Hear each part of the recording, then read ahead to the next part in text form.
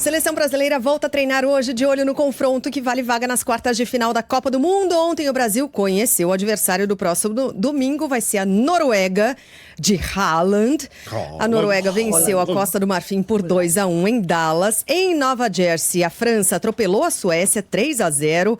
Mbappé jogou muita bola, o craque superou o Klose, se tornou o segundo maior artilheiro na história das Copas, atrás apenas de Lionel Messi. Já é o maior goleador em mata-mata, mas a Argentina joga sexta, né? Então, acho que o Messi já vai superar essa história de mata-mata na sexta-feira. Mas da história das Copas fica atrás de Lionel Messi. Nas oitavas de final, a França pega o Paraguai. Mais tarde, ontem, o México bateu o Equador 2-0, vai encarar o vencedor de Inglaterra e República Democrática do Congo, que jogam hoje. Vamos direto aos Estados Unidos. Fábio França vai girar a nossa reportagem mais uma vez. Mas ontem aconteceu o seguinte: temos um grupo de família, né? E estou nesse grupo. Fábio França também, irmão dele e tal. E o Fábio estava no estádio ontem, comentando o jogo, né? E aí mandava mensagens e tal, não sei o quê. Ouça essa mensagem. E aí o Fábio... Tá com a mão na cabeça, cara. Tô ansioso, o que será? Já tô coçando aqui. E aí... coçando pensando na França. Então, aí o Fábio ontem tava comentando o jogo e o futebol da França, que, cara, tava um massacre, né? Tá mandando mensagem. Olha o que aconteceu nesse áudio que ele enviou. Cadê? Não, cara, assim, é um amasso. A França já perdeu tanto gol, mas tanto gol, que assim, toda hora chega e eu falo, agora é gol, agora é gol. E não é, agora foi gol. Agora foi gol. Não tinha como. E bem na hora do gol que ele manda esse áudio. Eu mandei pro meu irmão isso daí. Você tava no estádio, Tomei o Fabio? Regis Rezin. Vocês lembram do Regis Rezin? Agora foi gol. Eu mandei pro meu irmão esse áudio. Cara, é impressionante. Vocês estavam falando da França, né? Isso. Toda hora gol, Eu parecia fui assistir ao jogo com o Bernardo Ramos, inclusive. O Bernardo depois gravou um comentário, tá nas mídias sociais da Band News FM também, a respeito desse jogo. E eu não acreditava, porque assim, era um amasso da França, um atropelamento. E assim, a França perdeu tanto gol e perdeu tanto golaço, porque qualquer gol que a França tivesse feito antes do que fez, do primeiro do Mbappé, que foi esse aí, seria um golaço. Teve a bicicleta do Olise, teve bola na trave do Dembélé, bola na trave do próprio Mbappé. Negócio inacreditável que a França estava jogando. E eu mandei esse áudio, coincidentemente, pro meu irmão na hora. Falei, cara, isso aqui é um amasso. Toda hora eu acho que vai ser gol e gol. Aí saiu o gol do Mbappé bem na hora. Agora foi. Agora foi gol. Não tinha como, não tinha jeito, né? Ô, Fabio, e eu não sabia.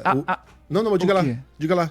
Não, vocês falavam sobre a França, né? O futebol que a França tem apresentado é um negócio inacreditável, assim, é muito, mas muito superior a qualquer outra seleção dessa Copa do Mundo. E eu coloco as outras no mesmo patamar.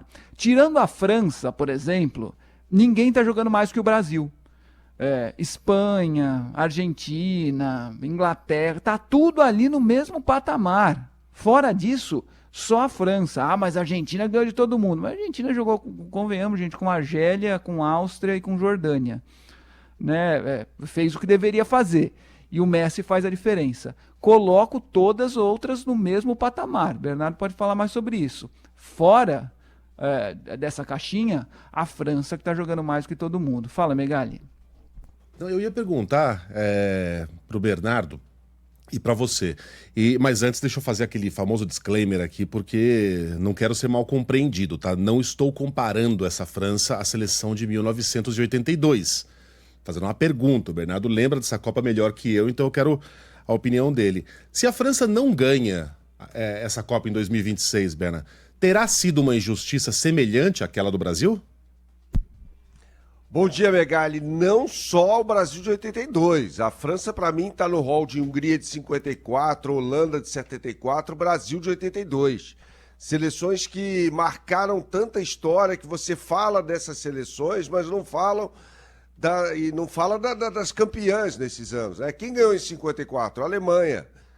Meteu 3-2 na Hungria na final. Quem ganhou em 74? A Alemanha. Meteu 2-1 na Holanda na final. Quem ganhou em 82? A Itália do Paulo Rossi.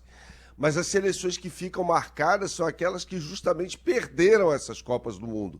Se a França perder essa Copa do Mundo, para mim, está no rol de Brasil de 82, Holanda de 74 e Hungria de 54.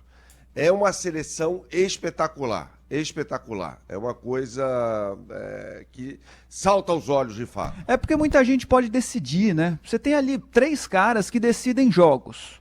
O Mbappé, o Olise está jogando demais, cara. E o Olise, Dembélé. pra mim, é o melhor jogador da Copa do Mundo. Até agora eu também acho que é. Mas eles fazem umas gracinhas ali em campo e tal, não sei o quê. Ontem que era a Suécia, os caras são bonzinhos, mas enfim, fosse uma seleção um pouquinho mais, né, pesada. Casca grossa. Eles fazem umas gracinhas. Mas enfim, então não tô dizendo que não tem que fazer, mas fazem. Então eles têm 3 caras que decidem o jogo a qualquer momento: Mbappé, Olise e Dembélé. Não adianta um deles tá num dia ruim, esse cara tá num dia ruim, então a França não vai vencer. Se um tiver num dia ruim, os outros 2 talvez não estejam e aí decidem do mesmo jeito. Além desses, você tem mais 2 ali na frente que não estão nesse mesmo nível, obviamente não, estão bem abaixo, mas também um de outro podem decidir se estiverem num dia muito bom. O Doué e o Barcola, que disputam ali a mesma posição. Ontem jogou o Barcola. Então, jogou muito bem.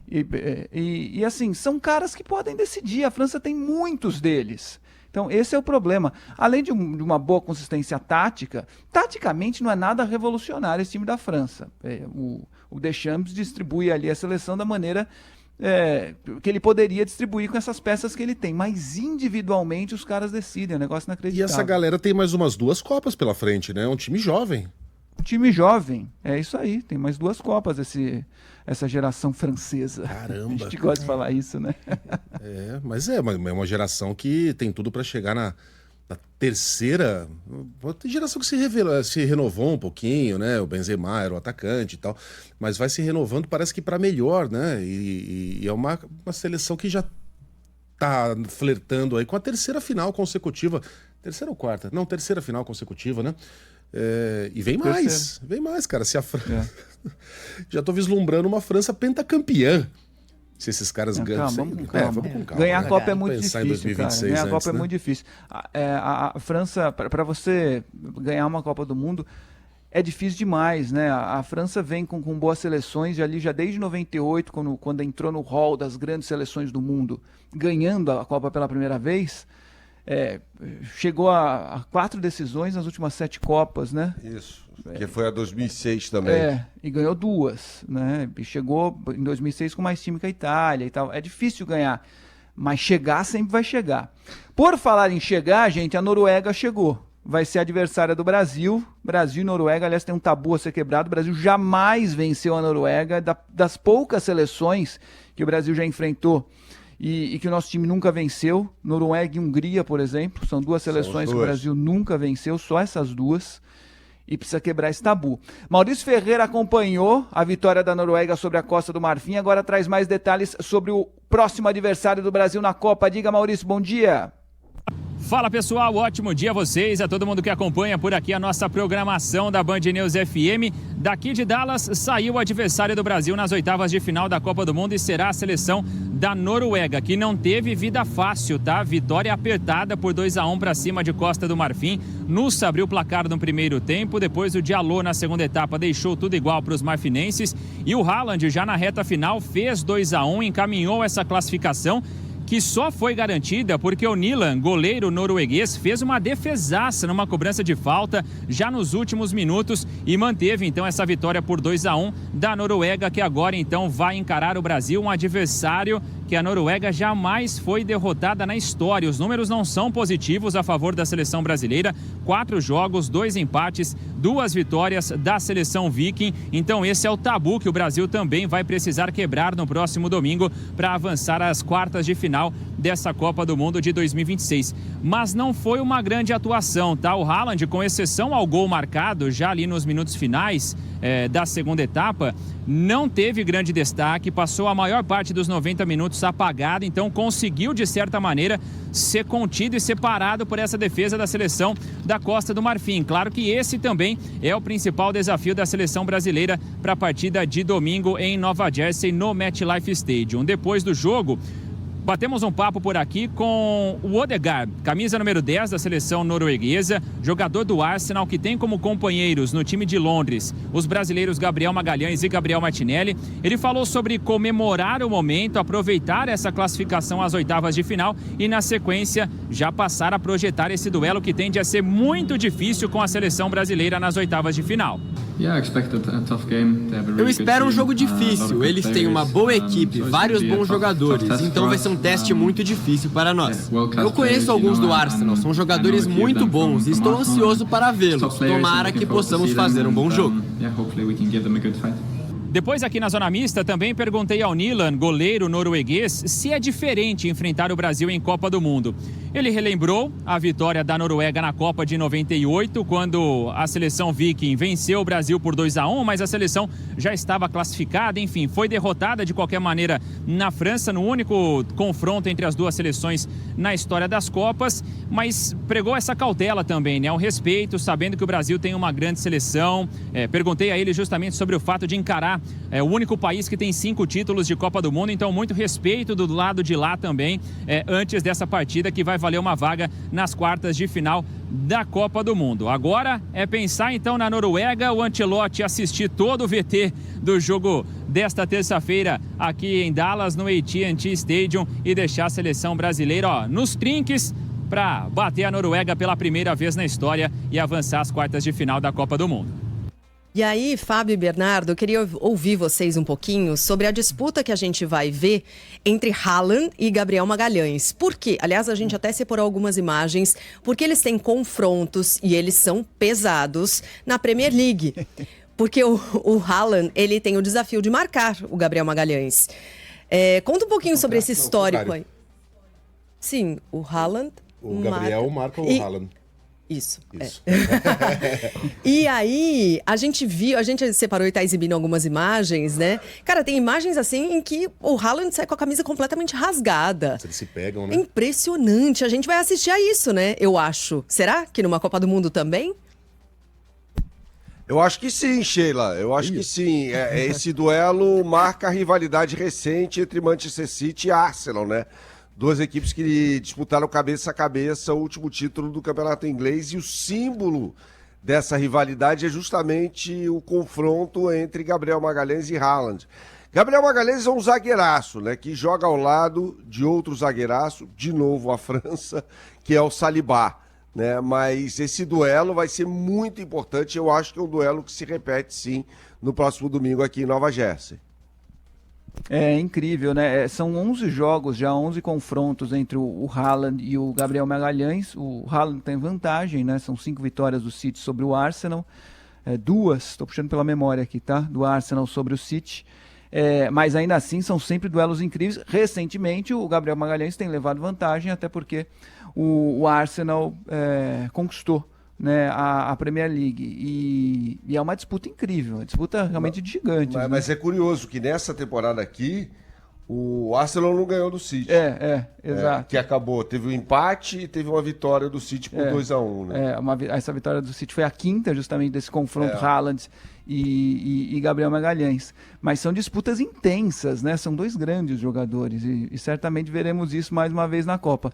É que assim, se isso acontecer, a gente viu algumas imagens aí, puxão de camisa, um em cima do outro, cabeça com cabeça. O juiz na Copa tolera menos do que o juiz da Premier League. Então os dois têm que ficar ligados aí no que diz respeito a cartões. Aline Fanelli já está com a gente? Podemos falar com a Aline para trazer destaques da seleção brasileira? Porque o Brasil hoje só se representa à tarde. Foram 2 dias de folga, Aline? Como é que é isso? Explica para a gente e fala também, sobretudo, sobre as situações de Paquetá, Casemiro e Rafinha. Aline, bom dia para você. Oi, Fábio, bom dia para você, Bernardo, quem está no estúdio, quem acompanha a gente. Quase, vamos dizer assim, 28 horas, mais ou menos, porque a seleção brasileira voltou de Houston na segunda-feira à noite e ontem teve uma atividade no CT Columbia Park. A gente até brincou que a CBF derrubou 80% da imprensa, porque ninguém estava programando o voo para o mesmo dia do jogo, todo mundo com voo programado para terça-feira, e a CBF marcou o treino da seleção brasileira na terça-feira. Então foi aquela atividade atividade regenerativa, que a gente fala, mais leve para quem jogou por mais tempo. Então, os titulares com Endrick e Martinelli, que foram os jogadores que atuaram por mais tempo, eles fizeram atividades mais leves, alguns até foram para o campo depois, mas só de tênis, para acompanhar a atividade que o Carlo Ancelotti ia comandar com os reservas. E aí, depois disso, a seleção voltou para o hotel, almoçou, e por volta de 3 e pouco da tarde, os jogadores foram liberados, inclusive não precisaram dormir no hotel, então eles retornam só no fim da tarde de hoje. Isso ainda não havia acontecido nesta Copa do Mundo, uma folga tão longa assim. Geralmente eles tinham esse período de tarde/noite tendo que voltar, ou até um dia inteiro livre, não de um dia para o outro, né, dormindo fora do hotel. Mas isso ocorre agora pela primeira vez, e aí o técnico Carlo Ancelotti vai começar justamente a pensar nessa equipe titular. Ele repetiu o time, tinha conseguido repetir o time, e agora não vai ser possível por causa da lesão do Paquetá. Bom, o Rafinha, ele está evoluindo na recuperação da lesão na coxa direita, então ele já iniciou uma etapa de preparação física no campo, como o Neymar fez lá atrás, indo para o campo de tênis, depois de chuteira, fazendo aquele primeiro teste. A lesão do Rafinha, ela é uma lesão mais leve do que a lesão do Paquetá. Então o Rafinha, ele vai ser reavaliado dia após dia. Hoje, como é folga, ele volta também junto com o elenco no período da tarde, então amanhã ele vai ser reavaliado, e existe sim uma chance de o Rafinha ser relacionado para o jogo contra a Noruega no domingo. O Paquetá, ele tem uma lesão um pouco mais grave, então o Paquetá levaria de 3 a 4 semanas para ficar recuperado, sem tempo até para uma possível final. A chance ela é mínima se o Brasil chegar à final de o Paquetá estar à disposição, mas ainda assim ele fica com a delegação, continua em tratamento intensivo, até para não quebrar um clima, né? Não tirar o Paquetá agora, ser cortado, não faz nem um sentido depois de tudo que o Brasil disputou nessa Copa do Mundo de 2026. E aí a gente vai discutir nos próximos dias, que serão quentes por aqui, tá bom? A gente vai chegar a 38 graus amanhã, temperatura máxima, hoje 35, e essas temperaturas elas são atingidas por volta de 4 da tarde, mais ou menos por aqui. Então teremos os próximos dias mais quentes desde que a gente chegou aqui a Nova Jersey. Então ele vai quebrar a cabeça para ver o substituto do Paquetá. E aí o Bernardo pode analisar mais opções, mas a gente tem o Endrick para vaga, com o Matheus Cunha continuando entre os titulares, o Gabriel Martinelli, talvez, um Danilo Santos mais avançado. A gente pode pensar em algumas estratégias que o Ancelotti pode pensar também. Ele não fala isso, ele fala, eu não tenho que pensar, então vocês têm que pensar também, não quero tranquilidade para vocês não. Então a gente vai ficar pensando nessas possibilidades da seleção brasileira para esse jogo contra a Noruega. Vocês falavam do tabu tá aí para ser quebrado, né? Vamos quebrar tabu, tá aí para ser quebrado. E outra coisa, do Haaland, tem muito meme rolando na rede social. Se vocês viram um meme do Haaland comendo, olhando no espelho, se assustando, não é real, tá? É IA. Esse vídeo não é real. O Haaland não se assustou com ele mesmo no espelho.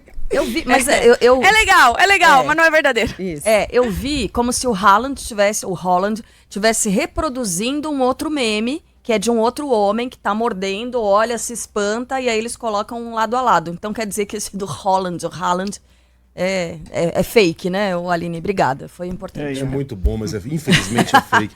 Mas foi importante saber. Mas essa musiquinha não é fake, não. De uma banda chamada Bedid, da Noruega, Haaland, ha ha ha.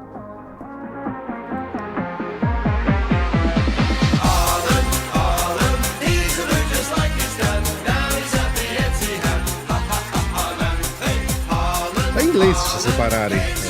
Diz que ele veio da Alemanha para nos ajudar a ganhar a Champions League, nascido em Yorkshire, um cara da Noruega. Roy Keane tentou matar o pai dele. Não sei que história é essa. É verdade, uma entrada que acabou com a carreira do Alf Haaland, que é o pai do Haaland. Foi uma entrada que acabou com a carreira do Alf Haaland. Aliás, bati o Roy Keane, irlandês. Nossa senhora. Volante da Irlanda. Haaland. Vê que eles falam Haaland na música, hein? Tá bem Haaland, né? Tá bem Haaland. Mas é uma música cantada em inglês. Então. Aquele Holland, né? Não, né? Não. A gente já acostumou aí. Exato. Alguém aí pronuncia direitinho os nomes dos jogadores de todos brasileiros. Pois Haaland. Endrick, vocês falam como? né? Então. Aliás, falando de Endrick, rapidinho, aproveitando a Aline, ontem viralizou aí uma imagem do Endrick roubando chicletes do Ancelotti. Dizem que é do Ancelotti, distribuindo para os companheiros de elenco. E aí ontem o que estava rolando na internet... Depois quer jogar. Era isso. Tá explicado por que o Endrick... por que o Endrick não é convocado, né, Aline? Rolou isso ontem. Não é convocado, não é... Eu vi isso também, foi muito escalado para jogar. Várias imagens boas, né? A gente teve desse pós-jogo da seleção brasileira. O David Ancelotti puxando o Danilo Santos na comemoração do segundo gol, correndo, porque ele precisava entrar no jogo. Foi muito legal. E essa eu também não tenho certeza se é do Ancelotti, tá? O chiclete. Pode ser que sim. Se não for dele, é de alguém da comissão técnica, né? Dos jogadores, com certeza não era. Mas ele jogou mais tempo, né? Agora ele entrou no intervalo. E aí, quem sabe, ele não possa entrar como titular contra a Noruega, dependendo da estratégia do Ancelotti para substituir o Paquetá, é uma possibilidade. Agora a gente vai precisar entender, mas foi muito boa essa realmente do Endrick pegando o chiclete numa boa lá, né? É mais legal achar que é do Ancelotti mesmo. É, claro. Aline, eu acho. Obrigado. Bom trabalho para você, Aline. Vai continuar acompanhando a seleção brasileira. Valeu. Eu tinha esquecido desse regenerativo. Valeu, Aline. Ontem teve regenerativo de manhã. Eu falei, 2 dias de folga? Não foram 2 dias de folga, não. Ontem de manhã os caras trabalharam. Rapidamente, antes de conversar com o André Coutinho, que tem informações do México, o Coutinho chega de Miami para falar com a gente. O México não sofreu gols na Copa ainda, hein? México se classificou ontem, bateu o Equador por 2-0. Só México e Espanha ainda não sofreram gols nessa Copa do Mundo. O México jogou uma partida a mais. Fábio, mas agora não joga em casa, né? Então, agora o México passa a jogar nos perde Estados esse Unidos, fator né? importantíssimo, o Estádio Azteca. Precisa ver. O próximo ainda é no Azteca. Ah, é? Precisa ver. A partir das quartas. A partir das quartas, que pode ser o Brasil, inclusive. O México entrou no caminho do Brasil aí. Até as oitavas, o México joga no Azteca. Depois para de jogar no Azteca. Precisa ver o fator Azteca, o quanto influencia aí nessa produtividade mexicana. Ô Bernardo, antes de falar do México, encerrar o Brasil, eu acho que não é pura e simplesmente achar um substituto para o Paquetá no que diz respeito a jogo jogado ali do Brasil, sobretudo contra a Noruega. 6 jogadores da Noruega têm mais de 1,90 m. O Paquetá tem 1,83 m. Os substitutos eventuais aí, Danilo, 1,77 m. Martinelli, 1,78 m. Endrick, 1,73 m. É uma diferença importante ali no momento defensivo em bolas cruzadas na área do Brasil, hein? Sem dúvida. A Noruega, entre as equipes classificadas para as oitavas de final, é aquela com maior média de estatura, né, no time titular. É um problema, mas eu jogaria com Danilo. Danilo do Botafogo. Pelo lado esquerdo, mantendo a disposição tática da seleção brasileira, eu jogaria com Danilo pelo lado esquerdo. Mesmo com essa diferença aí de 6 centímetros. Mesmo com a diferença, eu acho que é o que você vale falou, a questão de jogo jogado. Até porque você não tem tanta opção assim, um cara alto que joga nessa função, né? Deixaria o Martinelli como uma carta na manga, caso algo dê ruim aí durante a partida. Vamos ver o que o Ancelotti pensa. André Coutinho, tá na linha com a gente. Tá na linha, né? Essa é bem antiga. Fala, Coutinho, sobre o México, hein? Que não tomou gol ainda na Copa do Mundo. Ontem bateu o Equador por 2-0, tá classificado. O time mexicano tá nas oitavas também, Coutinho. Bom dia. Tudo bem, bom dia a você, Fábio, a todos. Exatamente, né? Como vocês já estavam antecipando, muito também graças ao efeito do mítico Estádio Azteca. O México fez 10 partidas em Copas do Mundo no Estádio Azteca e jamais, nunca foi derrotado no Estádio Azteca, no lendário Estádio Azteca. Ontem não foi diferente, uma vitória maiúscula, um primeiro tempo muito próximo da perfeição da seleção do México, abriu 2-0 ainda no primeiro tempo, numa partida que começou uma hora atrasada, né? Vocês vão se lembrar, essa partida acabou começando uma hora atrasada justamente por aquele protocolo que a FIFA adotou, um protocolo que existia aqui nos Estados Unidos e que sempre existiu para grandes eventos e que a FIFA acabou adotando para essa Copa do Mundo. Por isso, diante de descargas elétricas ou de possibilidade de descargas elétricas, o jogo foi atrasado em 1 hora ontem e pelo horário de Brasília começou às 11 horas da noite, terminou apenas 1 hora da manhã. O primeiro tempo, como eu disse, próximo da perfeição, 2-0, um segundo tempo em que o México em alguns momentos administrou, perdeu algumas oportunidades para matar o jogo no contra-ataque, tomou o sufoco do Equador em outros momentos também, mas conquistou essa vitória, como vocês bem disseram, uma vitória sem sofrer gols. O México vai jogar mais uma vez no Estádio Azteca, diferentemente do que aconteceu em outras Copas do Mundo, quando o México acabou sendo derrotado depois que sai do Estádio Azteca. Acho que por conta desse retrospecto, eles fizeram diferente para essa Copa do Mundo. De novo, no Estádio Azteca, enfrentam o vencedor de Inglaterra e República Democrática do Congo, e aí se passar da próxima fase, aí sim sai do México e vem aqui para Flórida, para Miami, para encarar o vencedor de Brasil e Noruega. Então o México entra definitivamente no caminho da seleção brasileira. Vocês estavam falando de memes, vários memes nas redes sociais dizendo que preferem pegar a Alemanha a pegar o México. Todo mundo ficou assustado, principalmente com o primeiro tempo e a atmosfera do Estádio Azteca ontem na vitória do México por 2-0. Tivemos também na partida de ontem, mais uma vez, a lei Vini Júnior. Diga, Megali. Desculpa, eu não sabia que estava ligado o microfone. Não estava, que você pediu a palavra, Sim, eu abri, né? Justo. E aí a gente pensa, né, Coutinho, quando a gente vê o efeito Azteca, o Brasil não jogou no Maracanã na Copa de 2014. Então, olha só jogaria a final, né? Só jogaria uma possível final, e foi um erro de estratégia, né? Lembrando que o comitê organizador local pode dar pitaco sim, junto da FIFA, com relação a sedes aos político, estádios. Né? Tanto é que o México... Isso. É um erro político feio da seleção brasileira, que talvez a CBF, na época, tinha certeza de que o Brasil estaria na final, mas tinha uma Alemanha pelo caminho da seleção brasileira. A gente não é bom lembrar daquela Copa lá de 2014. Mas eu estava dizendo que o México ontem na partida no México, houve também mais uma vez o protocolo Vini Júnior, né? O zagueiro da seleção equatoriana acabou colocando o dedo, a mão na boca, em frente à boca. Já no finalzinho da partida, não daria muito resultado. O Hincapié do Equador, quando conversava com o jogador mexicano dedurou o jogador equatoriano. O árbitro foi lá para o VAR e acabou expulsando.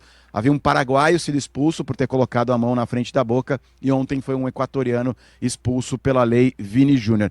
E para finalizar, o técnico Javier Aguirre, numa entrevista coletiva bastante descontraído, bastante relaxado, aliviado, falou da grande diferença entre 1986, a última Copa disputada no México, e hoje. Ele disse que a atmosfera era muito parecida, mas que hoje a ressonância é maior. E ele apontava para o celular, para o smartphone, e falou: hoje nós temos um celular, então as coisas reverberam de uma maneira maior. E vocês, né? Ele falou, antes, em 86, tinha 5, 8 jornalistas, hoje tem, sei lá o quê, 300 aqui na sala de imprensa.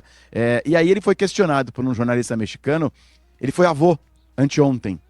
Pela terceira vez, o Javier Aguirre falou: você foi avô, você está disputando uma Copa em casa, o México está jogando fino da bola, o que mais falta a você? Vamos ouvir o que respondeu o Javier Aguirre.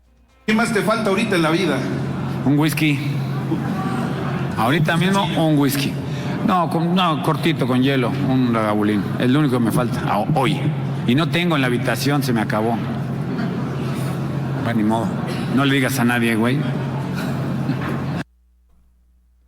Só falta um uísque, depois de ter sido avô, um uísquinho, ali pequenininho, curtinho, né, com gelo, e ele falou que acabou no quarto dele, mas não conta pra ninguém. Só isso, falta um uísque na vida do Javier Aguirre. Falta de muita gente, né? Agora que ele falou?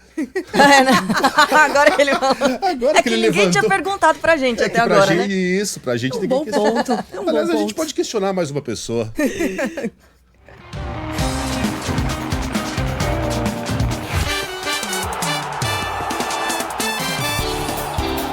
Futebol com Mauro Betting. Ô, Fabio, de novo, tá? Perdão. Sim. Fui eu que chamei a vinheta aqui, sem ter que chamar. Não, mas manda ver, Quem imagina. Tá conosco é o Vinícius Calisto, do Rio de Janeiro.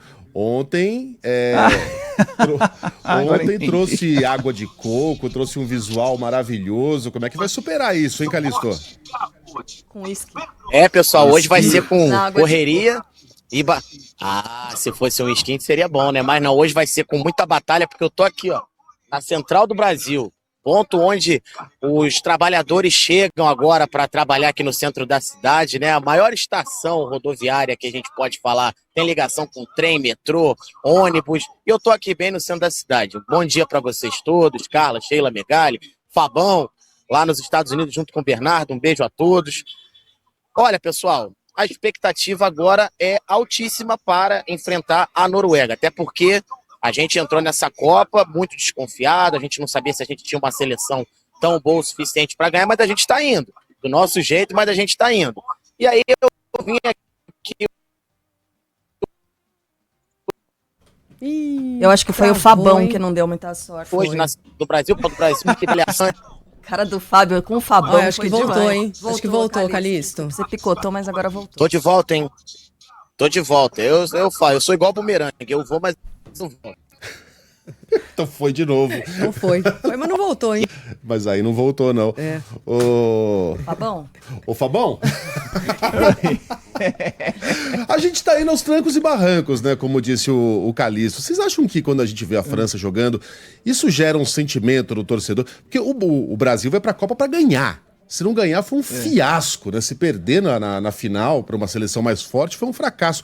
E eu posso estender a pergunta para o Mauro também. Isso gera um sentimento de talvez compreensão no torcedor, de que a gente pode até não ganhar, mas a gente está fazendo uma trajetória decente? Ou não? Torcedor é torcedor e quer ganhar mesmo.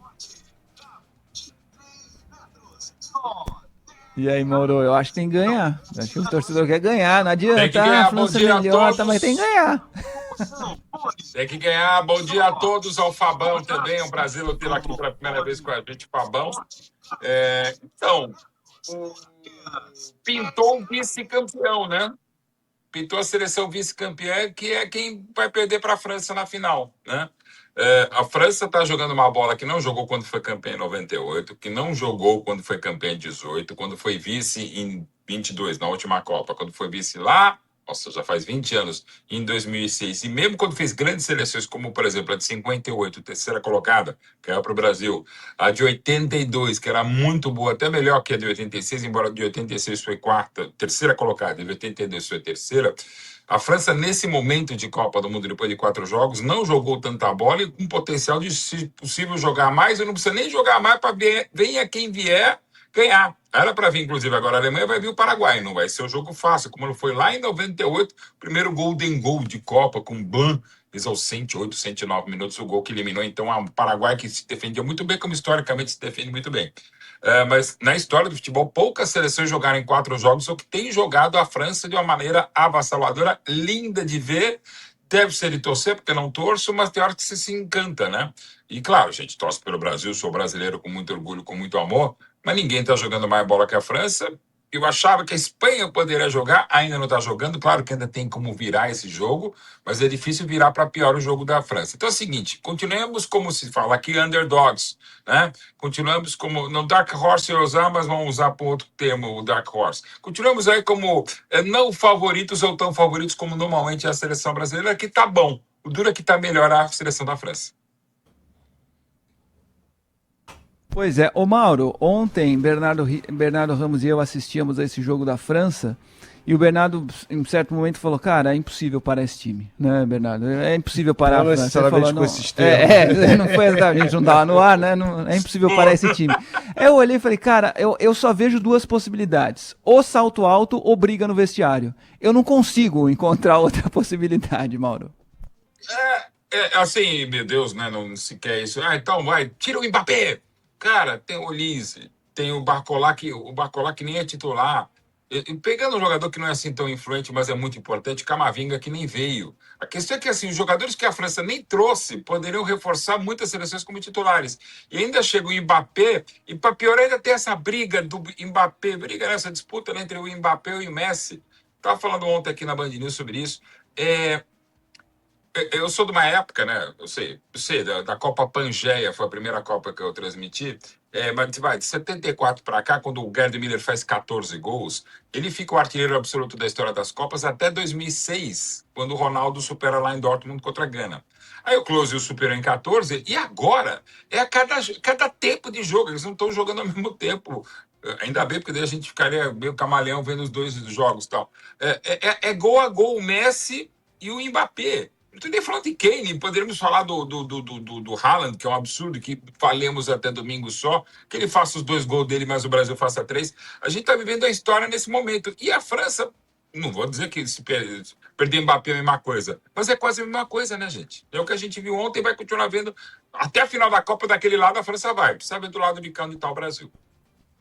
É isso. Valeu, Mauro. Abraço.